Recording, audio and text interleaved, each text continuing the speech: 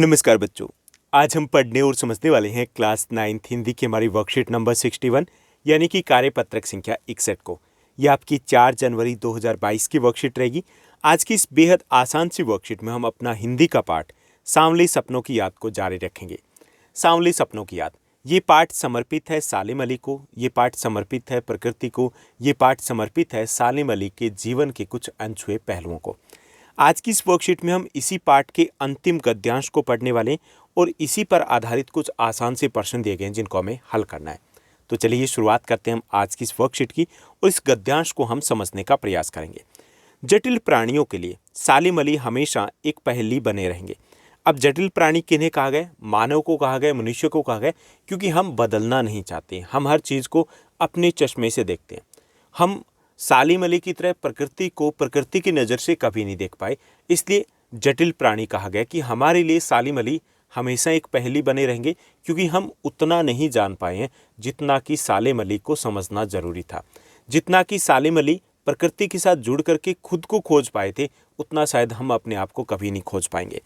तो जटिल प्राणियों के लिए सालिम अली हमेशा एक पहेली बने रहेंगे। बचपन के दिनों की एक घटना का यहाँ पर वर्णन किया गया कि बचपन के दिनों में उनकी एयरगन से घायल होकर के गिरने वाली नीले कंठ की गुरैया सारी जिंदगी उन्हें खोज के नए रास्तों की तरफ ले जाती रही। बचपन में एक उनके साथ वाकया हुआ था। उनकी एयरगन से एक नीले कंठ वाली गुरैया वो घायल होकर के गिर जाते हैं।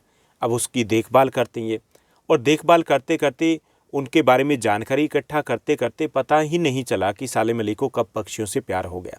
और उसके बाद ऐसा प्रेम हुआ, ऐसा प्यार हुआ, ऐसा लगा हुआ कि ज़िंदगी भर वो पक्षियों के पीछे ही लगे रहे। नए नए रास्तों पे निकलते रहे, नए नए पक्षियों के बारे में नए नए तथ्य खोजते रहे, और कब न जाने वो पक्षी प्रेमी बन गए।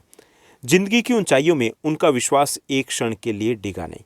उनका विश्वास था प्रकृति में, उनका विश्वास था बुलंदियों में, उनका विश्वास था बदलाव में, उनका विकास था लोगों की सोच में परिवर्तन होगा उसमें, और उससे वो कभी भी पीछे नहीं हटे।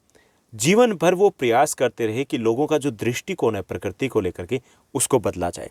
वे लॉरेंस की तरह नैसर्गिक जिंदगी का प्रतिरूप बन गए थे कि जो नैसर्गिक जिंदगी है उसका रूप जैसे लॉरेंस थे, उनका पर्यावरण के साथ एक अलग लगाव था, इसी तरीके से जो यहाँ पर सालिम अली है उनका भी प्रकृति के प्रति एक अलग ही लगाव था।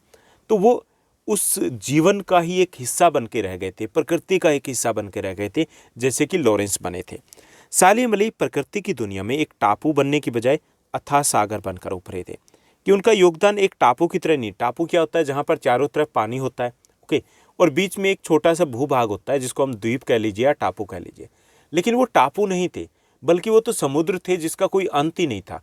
उन्होंने वो कुछ तथ्य दिए पक्षियों के बारे में, या पक्षियों के लिए अपने जीवन को कुछ इस तरीके से समर्पित किया कि उनको हम टापू कहने की बजाय हम अथाह सागर कहना ज़्यादा पसंद करेंगे। अथाह मतलब जिसका कोई अंत ना हो।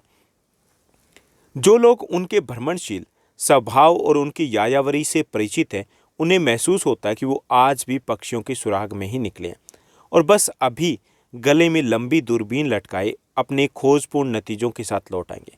कि जो लोग उनके भ्रमणशील स्वभाव है या फिर उनके जो इस प्रकार के यात्रा करने का जो उनका स्वभाव था उससे परिचित है, तो उनको अब भी महसूस होता है कि कहीं पे नहीं लौटे हैं।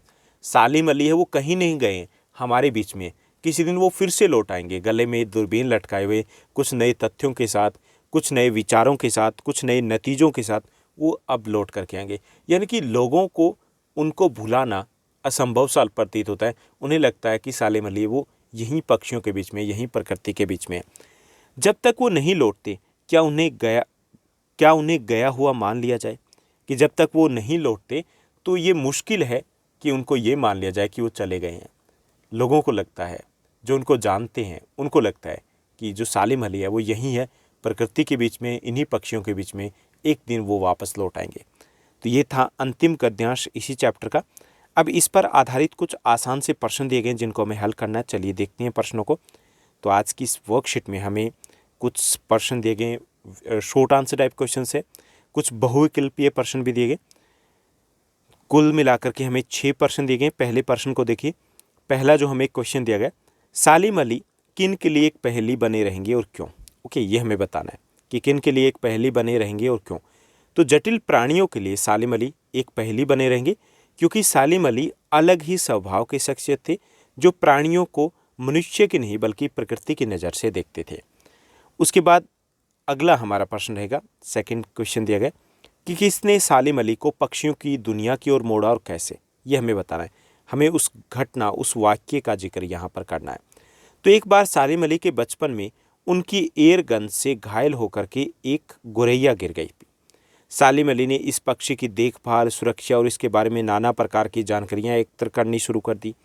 इससे उनके मन में पक्षियों के प्रति रुचि उत्पन्न हुई और इस घटना और पक्षियों के बारे में बढ़ती रुचि और जिज्ञासा ने उन्हें बाद में पक्षी प्रेमी ही बना दिया। ओके, यानी कि इस घटना ने उसकी पूरी दुनिया को बदल दिया और उन्हें पक्षियों की दुनिया की ओर मोड़ दिया। उसके बाद तीसरे प्रश्न को देखिए। तीसरा हमारा प्रश्न दिया गया, सालिम अली को किस में विश्वास था। बहुविकल्पीय प्रश्न है, हमें विकल्प दिए गए। सालिम अली को किस में विश्वास था। पहला विकल्प है जिंदगी की ऊंचाइयों में, दूसरा विकल्प है नैसर्गिक जिंदगी में, तीसरा विकल्प दिया गया पहेलियों में, चौथा विकल्प दिए गए इनमें से कोई नहीं। इसमें जो आपका करेक्ट आंसर रहेगा वो रहेगा क, उन्हें जिंदगी की ऊंचाइयों में विश्वास था। उसके बाद अगले प्रश्न को देखिए। चौथा हमें प्रश्न दिया गया। चौथा प्रश्न है, सालिम अली किसकी तरह क्या बन गए थे। ओके, ये हमें बताना है। तो सालिम अली लॉरेंस की तरह नैसर्गिक जिंदगी का प्रतिरूप बन गए थे। ओके, किसकी तरह, लॉरेंस की तरह। उसके बाद अगला हमारा प्रश्न रहेगा, पांचवा प्रश्न है कि प्रतिरूप शब्द है उसमें उपसर्ग और मूल शब्द है वो अलग अलग करके हमें लिखना है। प्रतिरूप हमारा शब्द है, उपसर्ग और मूल शब्द दोनों को अलग अलग करके लिखना है। उपसर्ग क्या होते हैं, उपसर्ग मोज की तरह होते हैं जो किसी शब्द से पहले लगते हैं और शब्द के रूप रंग को ही बदल देते हैं और साथ ही साथ एक नया अर्थ भी लेकर के आते हैं। तो यहाँ पे उपसर्ग है वो प्रति है और मूल शब्द यहाँ पर रूप रहेगा। अगला हमारा प्रश्न देखिए, छठा प्रश्न है जो इस वर्कशीट का लास्ट क्वेश्चन, छठा नहीं है, 5 ही प्रश्न दिए गए। तो ये हमारी आज की वर्कशीट रहेगी। उम्मीद करता हूँ सब कुछ आपको अच्छे से समझ में आया होगा। अगर आपको ये वीडियो, ये वर्कशीट अच्छी लगी तो इस वर्कशीट को लाइक और शेयर ज़रूर कीजिएगा। आज के लिए बस इतना ही। Thank you, bye bye, have a nice day.